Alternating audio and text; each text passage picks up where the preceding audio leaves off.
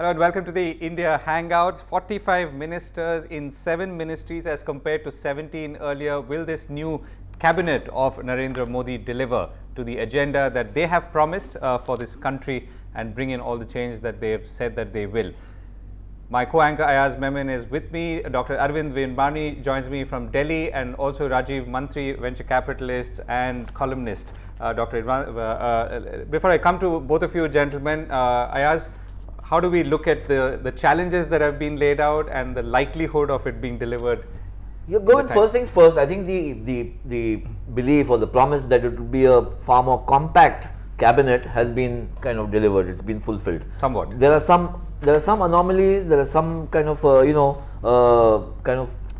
crossed wires. One senses people holding portfolios with vastly contrasting kind of ministries. Now, how that will pan out is something that we need to ask. Are you talking about the most obvious one, or are you not talking about the most obvious one? Which is the most obvious one? The HRD. The HRD. Yeah, okay. No, also, I mean, and today we had Arun Jaitley saying that he's holding the defense only for maybe for a couple of more. weeks, 2 weeks more. Okay. So obviously there's an expansion, ahead, maybe between 2 and 4 weeks. We'll have to wait and see how much of that expansion takes place. Right. But obviously there's a lot of, on everybody's plate. Right, and it's going to be very interesting, and a lot of people are not known, of course, because they've all, they all form part of the BJP, which has come back to power after almost a decade. So let's start by asking the fundamental question: what are the challenges ahead? And then let's go to who are the people who will deliver and whether they can deliver. Dr. Virmani, let me begin with you. Key challenges as you see it, and I'm assuming mostly economic, and then let's come to the people who are there and whether they can deliver to the extent that we've been given so many promises all these months.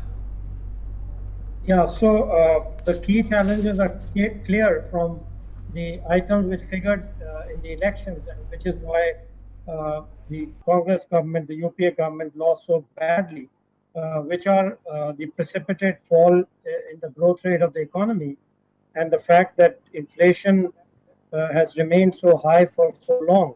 I mean, in earlier years, we've had many times rise in inflation due to bad monsoons or some external shocks, and it always used to settle down. This has been the first time it's continued after a long time for such a prolonged period. And therefore, the first priority of the government as a whole has to be the restoration of this growth and getting a grip on inflation. And the first occasion for that will clearly be the budget. So the budget is going to be very important. And I'm sure the finance minister is working on that. Right. Okay. Rajeev, let me put the same question to you. What's your sense on the key priorities and the people who will deliver it?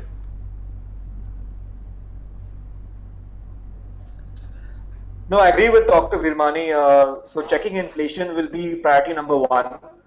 And that will require a healthy dose of supply side reforms. So hopefully we'll see some of those in the budget. And the other item I think which should see some movement very soon is some of the big ticket infrastructure projects. I think we will probably hear soon on which funds are going to be taken up, or at least in terms of signals, with sort of people being allocated and maybe some announcements being made. Okay, so both in terms of controlling inflation. Yeah, go ahead. Yeah, I was saying both in terms of like controlling inflation, which I think will be the most important priority, as well as setting out a vision for what the infrastructure plan will be. I think those two items can see some action in the near future. And then we'll come to who will deliver this in a moment. Dr. Virmani, let me come back to you. So Arun Jaitley, as wearing the finance minister hat, said that his first priority was to restore growth, contain inflation, and bring about fiscal consolidation. Now, these are the statements. Now, what's your sense on what will go first? And remember that this government, as we all know, has come in on the back of a very high degree of promises and expectations. What would be the first thing to do, and how could they potentially do it? Well, several of these objectives are actually kind of related. And in my view, though it's kind of controversial, and I'll tell you how, I have, in my view, the way to go about it at this point is to bring about a sharp reduction in the revenue deficit, which means reducing the consumption, what we economists call the consumption side, which includes the subsidies. And to some extent, that will also give a leeway to expand the investment side, which relates to infrastructure, which Rajeev mentioned. As far as the budget is concerned, but I also expect, and part of that sustainable, let's say, revenue and fiscal deficit means that restarting the tax reforms part of it, the simplification, etc. Besides the big ticket GST and direct taxes code, the budget can also take steps to start, going back and looking at some of the complications that have been introduced over the last 3-4 years and correcting them out. Actually, that will be quite an urgent part of this revenue fiscal reform. And to link it to other things, I think a reduction in the revenue deficit is an absolute necessity for getting a grip on inflation from the macro side, because we know from the history of Europe, which is somewhat different from the current crisis in Greece, etc., that a fiscal reduction can actually help monetary authorities to ease up on interest rates. So it's something which I call a macro twist, which is to cut the revenue deficit and ease the monetary policy. I think that is the objective over the next 6 months. I don't think it's going to happen. The monetary part will happen simultaneously, but I would expect that if the government is able to demonstrate that it has a clear grip on the revenue deficit, then the interest rate and the monetary part will follow, in my view. Okay, so let me take a step back. When you look at the cabinet and right down to all the ministers of state, in your mind, are you getting the comfort that you thought you would get when this cabinet or this government would come in terms of executing? For instance, a lot of these things will be done by ministries or people which is beyond, let's say, finance, commerce, and so on. So we are talking about areas like maybe urban development. We are talking about mines, steel and labor, social justice, heavy industries and public enterprises.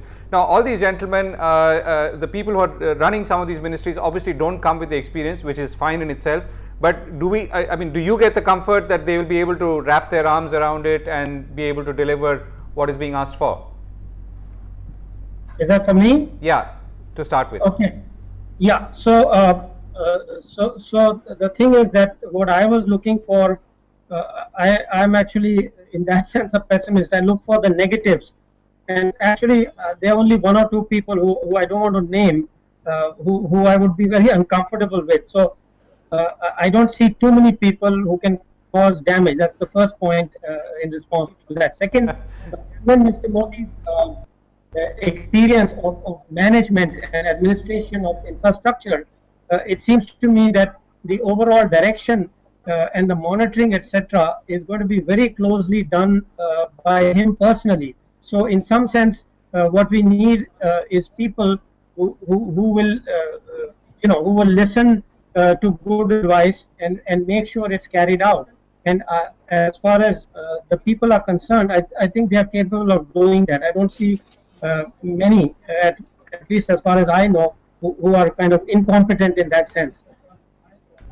So, Dr. Virmani, I have a question. It's not related entirely to the formation of the cabinet, but it's been what? This is the first day of the new government in office. The kind of signals that have emerged, for instance, the invitation to all the SAARC country heads to come here, very unexpected, including the invitation to Pakistan. And yet today, the first statement that comes out from Nirmala Sitharaman, Minister of Commerce or Minister of State for Commerce, is that no FDI in retail, which is sticking to the BJP manifesto. Now, do you see coherence in that? Do you see some kind of mixed signals emerging? Do you think that's going to not be very encouraging for business per se, Nirmala's statement? How do you see it? No, I think people, I've seen like 4, 5 or 6 governments, and you have to be very careful about that. The manifesto is very clear. it's clear that any further liberalization of the retail FDI is not on the card. So anybody who was expecting that after having heard the statements of the various leaders and seen the manifesto, I think really need to go back and redo their politics. So that is not a surprise to me. She must have been asked questions. She has made it clear that's not on the priority list. What will happen a year from now and so on, we will see. But as far as FDI is concerned, where I would have some hope, and unfortunately we have to wait for the new defense minister, because Mr. Jaitley has said that he is just holding temporary charge, and we may expect to see a new defense minister in 2 weeks or so. But where I personally have some hope, given what is in the manifesto and the earlier statements, is that there could be some positive movement on FDI and defense. Okay, and that question was put to Arun Jaitley while wearing his defense hat this morning as well, and he said that defense modernization had slowed down and providing the required equipment to the forces would be a key priority. He was asked about the 26% FDI in defense, and he said that he will look into it, or his successor will look into it, I imagine. Rajeev, you talked about two things. You talked about inflation and the infrastructure priority, or basically the broader infrastructure challenges ahead. What else do you think we can expect or should look out for if we are to get the comfort that we all are expecting from this government? No, I think Dr. Virmani made a very good point that if we go by the manifesto, and I think they did a very good job by setting the right expectations in the manifesto. One of the things that I think BJP has mentioned in the manifesto is that they will relook the structure of the Food Corporation of India. So I think they had said in the manifesto that it would be broken up, and if at all they can push through something like that, I think that will be a tremendous reform. Because today in the agriculture sector, the food sector, FCI is a very sort of corrupt organization. It's a very inefficient organization, and any reform on that front will be a very big change. So that's one thing to look forward to, I think. Sure. Okay, Dr. Virmani, let me come back to you. Two questions have come in. The first one says from Shruti, which says list the top 5 economic priorities for Team Modi across sectors. And the second one from Anwar is my only concern is whether this government will look beyond the middle class and focus on the poorer sections of society. I think in the first statement of Prime Minister Modi, I think after he had been called by the President, he made a clear statement, I forget which forum it was, maybe it was his party, that we have to work for the poor of this country. I think this is a misnomer or misunderstanding which I have tried to fight for the last 20 years in government, that just because you're a socialist, you care more for the poor than others. And my fight has always been that don't go by slogans, go by what the actual results on the ground are. To give just one example, I have written about 6 articles last year on the food security bill, and argued that will achieve nothing because the thing which is called malnutrition is a phenomena called stunting and wasting, which is really, I have shown in 2 research papers since 2007, is due to sanitation problems. It's due to bad health, bad gastrointestinal health. And just, by going on slogans that people are hungry and this, that, and passing a food security bill, will do nothing for those poor. So one has to be very careful. You either go by these slogans and philosophy just because we are moral and we are high-minded. In 1960, Mrs. Indira Gandhi was the first prime minister in the world to talk about Garibi Hatao, remove poverty. And we had a UPA 2 government, an NAC, which said, oh, poverty is terrible right now. Well, then that means what you've been doing since 1960 was wrong, right? So please go back and look at it. Don't go by slogans of socialism. Anyway, I don't want to be too hard on that particular questionnaire, but this is a point which I've thought about, and worked on for the past 20 years, so I get a little passionate about it. But anyway, the second question. What was the second question? Question was Priorities. about the middle class. He says, my concern Yes, is. no, that was the question which I've answered. Yeah, sorry, the first one is about the top 5 economic priorities for Modi. Yeah, top 5 economic priorities. Well, this is again something I mentioned a couple of days ago. People, there's been a lot. I had an interaction on Twitter where people said by inviting SARC heads of state, he is getting away from the priorities, which is economics. And my point was, if you have an 18 to 20-hour PM, he's going to be working on all these priorities. The finance minister will have the economy as a priority, and the foreign minister or the MEA will have SARC or other things on a priority. His priorities are across the board. A person who can work 18 hours a day is going to have multiple priorities. So I think in each ministry, you will see over the next week or so, each minister is going to announce these priorities, and the prime minister is going to pursue all of them. Okay, so it's so I hesitate to name the priorities. Right. But, So you're also saying, Dr. because we haven't got into it. The agriculture supply chain obviously needs reform. I think Rajeev correctly mentioned one aspect of it, the FCI, but there are many others which need to be addressed. Right. So, Dr. Virmani, what's the the question again? I mean, just to come back, we started by saying, will this cabinet deliver, right? And if you look at the composition of this cabinet, is this really a command and control cabinet? I mean, so therefore we shouldn't get too worried about who's handling HRD or who's handling railways. I mean, not to cast any specific aspersions on any of the people or the ministries, and therefore rest assured that the system that Mr. Modi brings from in the Gujarat model is something that he could replicate in the manner he governs, and particularly administratively. Well, there are several points here. One is I don't like that word command and control, but it's certainly true that he will be hands-on. I mean, he's not going to agree on priorities and have one cabinet meeting, and then that issue doesn't come up and its whole thing has failed. He's certainly going to be hands-on, and I expect him to have regular discussions. When a priority is set, he would expect somebody to brief him. I don't know how the system will work, whether it will be directly, it will be the secretaries or the minister, or a combination, probably a combination of these. But he's not going to, so the basic point is hands-on, not command and control. If a minister says, these are my priorities, and he says, yeah, good, let's achieve them, then he's going to come back and ask a week later, a month later, 6 months later, well, what's happened and why are they not being achieved? So if you want to call that command and control, okay, I don't see it that way. A better term is probably presidential style. Okay. Okay. Okay. Well, it's a flip side. No, I had a question for Dr. Virmani. You mentioned that maybe a couple of names in the Council of Ministers were not agreeable to you, but by and large, do you see this? There's been some talk that there's not adequate representation to some of the states, like for instance Rajasthan, which delivered a sweeping verdict in favor of the BJP, not adequately represented. There's some talk of heartburn there. Certainly amongst the Shiv Sena, which is the biggest ally, 18 seats, they feel that they should have got, when they had 15 seats, they had 3 members in the cabinet.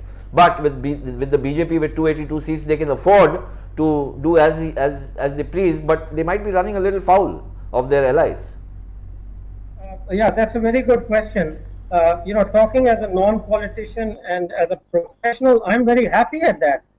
I don't think, cabinet should be only political. I mean, the politicians that disagree, I can understand their point of view, but as, what I'm very happy. I don't think cabinet should be a question of geographical, caste, religious distribution. What we have to do is to look at what are the policies, are they the right policies, what are the issues to be addressed, are they the issues that need attention, and whether they are achieved. So in some sense, what you are treating as a negative, I would see as a positive. But I don't think the political system, unfortunately, will allow the amount of positivity that I'm hoping for. Maybe it will happen 10 years from now. But I think certain amount of balancing is inevitable and will happen because that's. Right. So, Rajeev, what's your sense? The markets have been. No, and I agree. Go ahead. Yeah, I was saying I agree with Dr. Virmani. I think this idea that only someone from Rajasthan can represent Rajasthani interest, or only Muslims can represent Muslims, or Dalit can represent Dalits. I mean, this is an idea that is very sort of damaging.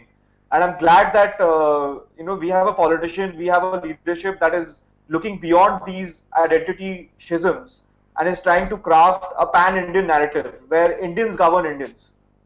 Rajeev, let's come to the markets as a barometer for what's been happening. I mean, clearly the markets ran up ahead of the swearing in, after the election results were announced, even before the election results. Now they seem to be somewhat iffy. I mean, I'm talking about the stock markets, of course. Are you getting any sense from why that could be the case? Is it because either everything is run ahead, or is it because there is some disappointment now about who might deliver what or not? So there's been a pretty sharp rise, right, in the last 3 to 5 months, and I think what's happening now is we'll see a more event-driven sort of reaction. So the ministers were announced. Next, I think the all eyes on the budget, and that will be a very good sort of signal in terms of what this government intends to do. So it will be a lot more event-driven. I think all the sort of euphoria around the change in government and the sort of positive anticipation that Narendra Modi will deliver some great things for the economy, all that has been factored in. So now it's all about performance and actions that the government takes. Dr. Virmani, to come back to the priorities ahead, you started off by listing some of the hard economic ones. You also talked about managing the revenue expenditure. What's the next round? I mean, there are obviously a lot of expectations on the social side as well. What could be the most visible ones, and what could be the most challenging ones in some ways to implement in coming months and years? Yeah, so I didn't really avoid, but the coal power has been in a bit of a mess for the last several years. So I would expect that Mr. Goyal, who I was kind of slightly surprised given earlier speculation as a slightly junior formal portfolio, but I expect that what he does is going to be pretty important, because that is one of the problems which I had identified a year or two ago. The coal problem has to be sorted out, and so that is another priority besides the things which come in the budget. Remember, I've already mentioned the budget and the items which normally come in the budget. We did miss one of them, which was the banking part, where the NPAs of the public sector banks. So again, that is something which I'm sure the finance minister will focus on.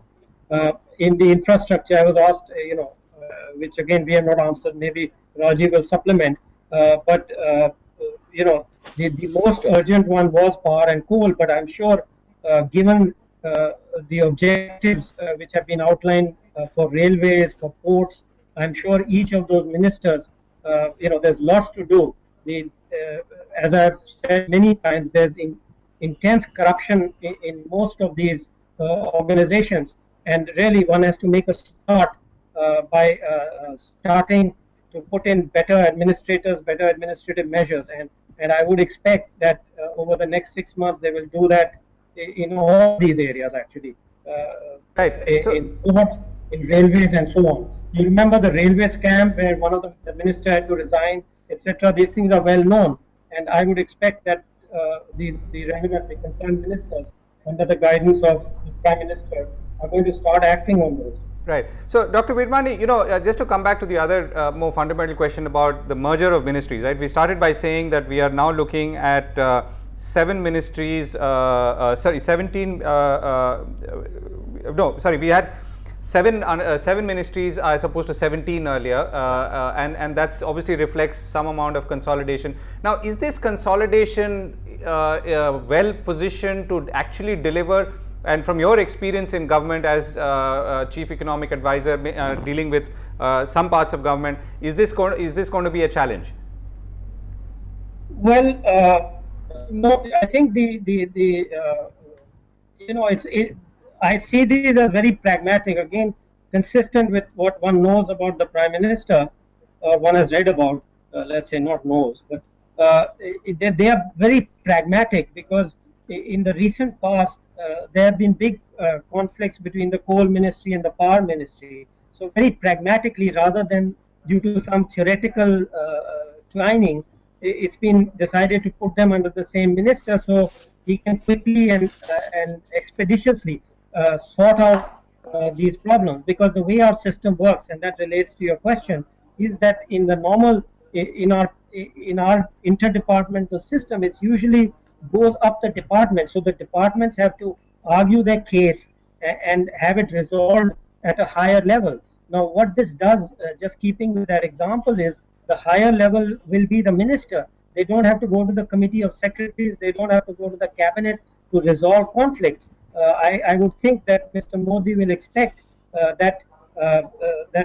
the Minister for Coal and Power will resolve these conflicts between them. Of course, the PM would normally be kept in touch on if they are very difficult sort of.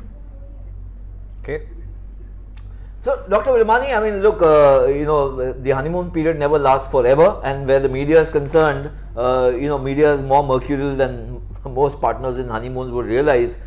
For want of a better thing, conventionally it's seen as a 100-day period. At the end of 100 days, as a benchmarking, what is it that you think the government can or should deliver in terms of tangibles, which would make the people feel, because by and large the voters are not into academia or into great political philosophy, they want signs that this government is delivering. The more tangible the signs, the better. Yeah, that kind of, for 100 days, that kind of rules out state subjects. So I don't think one should expect a lot on, say, welfare and Narega or public, health issues, which are really dealt with at the states. The center can only give a direction. It cannot make the achievements in 100 days. Similarly, most education, primary, secondary education, will not see that. So what we are really left with is either a policy change or a change of direction in those areas, or the budget. Budget is really where the government directly controls finance, macro. So we should see a change grounded in what has been done, in what people expect about economic growth. The confidence and the forecast of economic growth and the confidence with these are made, I would expect, and about inflation, I would expect to change in the 3 months. You won't actually see the change in growth and inflation. So I say the confidence with which forecasts are made will change, and that will signal to the general public that things are looking up. Okay, so we're running to a close. Rajeev, do you want to come in with your last thoughts on this? We started by saying, will this cabinet, as opposed to the Prime Minister, deliver, and what are our concerns, if any? Your last thoughts? No, I think this is a very good beginning. What I like most is that Prime Minister Modi has significantly reduced the size of the Council of Ministers. Now there might be additions future, but I don't see it going back up to the 75-80 number from the current 45-member Council of Ministers. So that in itself is unprecedented in India's history, and it's a very good sign that this kind of a convergence and consolidation is happening between all the different ministries who would otherwise have turf wars. So that's one thing which is extremely welcome. And the second thing is in terms of the 100-day sort of plan, or initial signals that the government is getting its act together again, or getting India back on track again. I think steps to control inflation, pushing growth back up, and getting the investment cycle started will all be very critical. And for all these three things, I think the budget will be the next sort of event to follow very closely. Right. Okay. Thanks for that, Rajeev. Dr. Virmani, last words. Are you, as we go into the budget, which, as you said, is the next signal point that we should be looking out for, your sense of whether this cabinet will deliver in the first 100 days or beyond, and your concerns apart from the few that you've already expressed? Well, one of the things I'm concerned about, because my friend Arvind has said that we need to expand the fiscal deficit. Uh, uh, so, we always say, I used to have this joke that if you have five economists in a room, you'll get six opinions. So the tough part is going to be for the finance minister. He's going to get a lot of contradictory opinions, and his judgment will lie in picking the right advice and opinion. So that is a little bit of a concern, if I may put it like that. Besides that, what Rajeev said on the point that not covered, I agree with.